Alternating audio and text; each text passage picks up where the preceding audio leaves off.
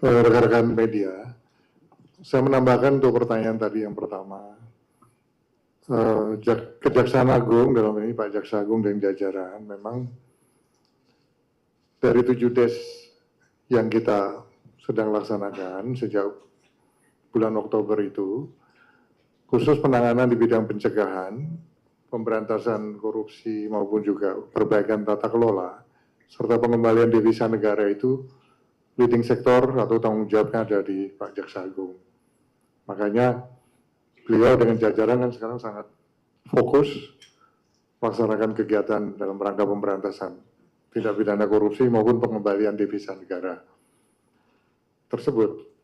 Terkait dengan KPK, kemudian ada tim Tas Tipikor Polri, itu semua masuk dalam bagian des ini dan semua melakukan sinergi, termasuk penguatan koordinasi, sinergi, juga supervisi, agar prosesnya bisa lancar ke depan. Makanya di dalam des ini juga ada BPK dan BPKP untuk penghitungan kerugian negara agar bisa cepat, fokus, dan menjadi prioritas. Terkait dengan hukuman atau vonis yang dirasakan kurang memenuhi rasa keadilan masyarakat, pemerintah dalam hal ini Bapak Presiden itu sangat mendengarkan masukan-masukan dari masyarakat, di mana vonis yang diberikan ini dirasa kurang adil begitu, kurang memenuhi rasa keadilan masyarakat, sehingga Presiden sudah memerintahkan juga pada Pak Jaksa Agung untuk melakukan upaya banding terhadap putusan vonis tersebut. Di samping itu, dari Komisi Yudisial juga sedang melakukan pendalaman yang terkait dengan kemungkinan adanya pelanggaran kode etik atau pelanggaran-pelanggaran lainnya yang dilakukan oleh para pihak, baik itu dalam hal ini tentunya hakim. Demikian yang bisa saya tambahkan. Silakan kalau masih ada yang lain. Silakan. Terima kasih Pak atas waktunya dan juga upayanya untuk melakukan penyitaan serta penindakan hukum terhadap koruptor Pak. Yang pertama Pak, masih terhubung dengan putusan terkait Harvey Muiz yang diputus 6 tahun 6 bulan padahal jaksa menuntut 12 tahun begitu Pak.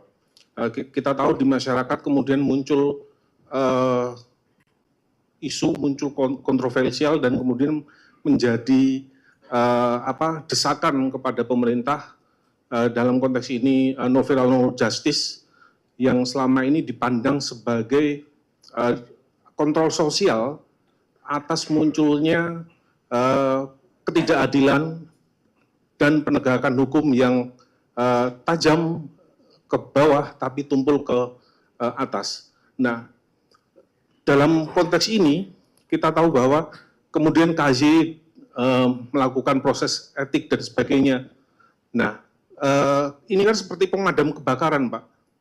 Bagaimana upaya yang mungkin lebih ke depan yang diharapkan dari Bapak Menko sebagai pihak, sebagai pejabat yang selama ini memang kita tahu sangat punya pengalaman dalam bidang hukum.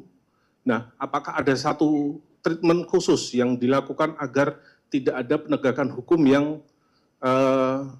seperti semacam itu, yang penegakan hukum yang memandang bulu atau tajam kepada rakyat kecil tapi tumpul, sehingga penegak hukum itu tidak menjadi pemadam kebakaran.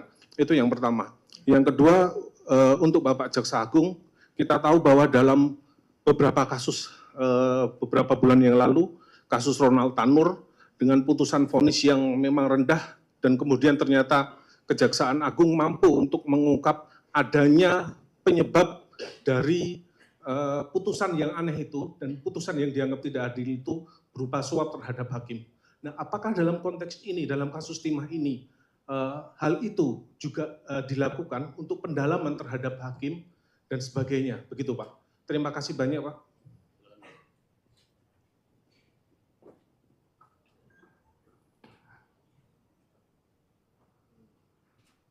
Yang pertama bahwa Bapak Presiden sudah jelas di dalam arahnya kepada kita yang tergabung di dalam DES, pencegahan dan penanganan tindak pidana korupsi, bahwa penanganan terhadap tindak pidana korupsi harus tegas dan tanpa ragu-ragu. Nah, itu yang sedang kita kerjakan, dan sejak DES ini dibentuk, tadi sebagaimana yang telah disampaikan oleh Pak Jaksa Agung, ada 6,7 triliun rupiah yang sudah bisa diselamatkan. Uangnya ada dan sekarang ada di akun BRI. Khusus hari ini, kami dari DES, Pak Jaksa Agung akan tadi sudah mengumumkan 2 kasus korupsi yang terkait pertama tindak pidana korupsi tata kelola sawit dari tahun 2005 hingga 2024. Itu yang melibatkan ada tambahan 1 tersangka perorangan baru dengan 2 korporasi tersangka baru dengan total kerugian kurang lebih 73,9 triliun kerugian negara yang bisa diselamatkan. Yang kedua, yang terkait dengan tata niaga timah, ada 7 korporasi baru yang tadi telah diumumkan dengan kerugian negara berjumlah kurang lebih 271 triliun rupiah, sehingga kalau di total itu berjumlah kurang lebih 344 triliun rupiah. Ini sebagai wujud komitmen dari pemerintah. Jadi istilah-istilah yang katanya ada yang mengistilahkan kalau penanganan korupsi itu tajam ke bawah, tumpul ke atas. Tunggu saja, kita banyak nanti episode-episode berikutnya yang akan kita umumkan begitu. Ini baru awal ya, baru awal, hasilnya sudah spektakuler.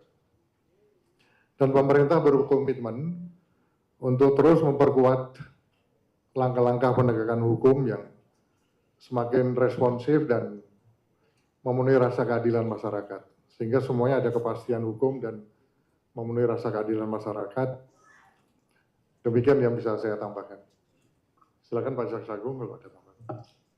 Baik, pertanyaan untuk apakah tindakan seperti terhadap hakim yang melaksanakan tanur, saya katakan iya.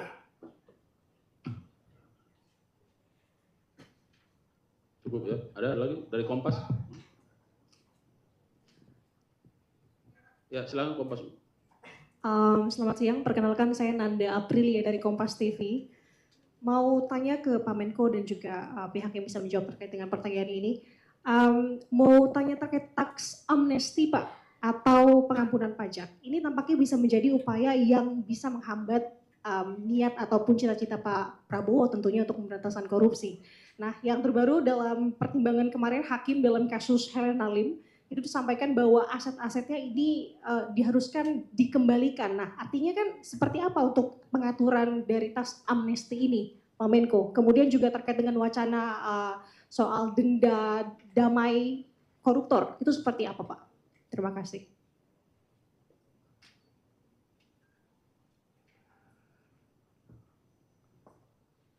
Oke rekan-rekan,